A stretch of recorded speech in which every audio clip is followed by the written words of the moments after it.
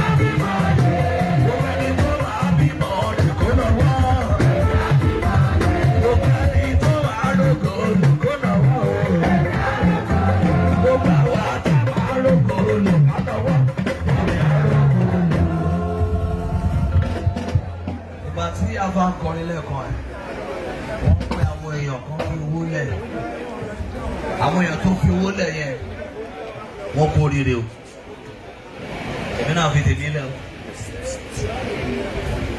Tá a bá rí opportunity láti dá sí nǹkan Ọlọ́run ìgbà tá a wà láyé ẹja ṣe o, torí ìjọ tá a délé ayé aṣọ tá a kọ́kọ́ wọ̀ àwa kọ́ lára, ẹni tó gbé wa sọ́wọ́ níjọ́ tá a délé ayé àsanwó fún, ẹni tó gbé délé ayé tó gbé ìjọ tẹ délé ayé lẹ́mọ̀ ẹ tó máa gbé ìṣúgòtò ẹ mọ́ o. Gbogbo ẹni tó wà lọ́hùn tó wà lẹ́yìn tó wà bí tó jà mí, ohun tó máa mú yín bá wọn náwó ẹkú kò ní dé báyìí. Gbogbo ẹni tó jókòó sẹ́yìn láti ọ̀hún débì 2023 oṣù kẹta la wà. Àwọn dáàdì sọ pé ìgbà mẹ́ta nìgbà ẹ̀dá láyé, àárọ̀, ọ̀sán, àtàlẹ́.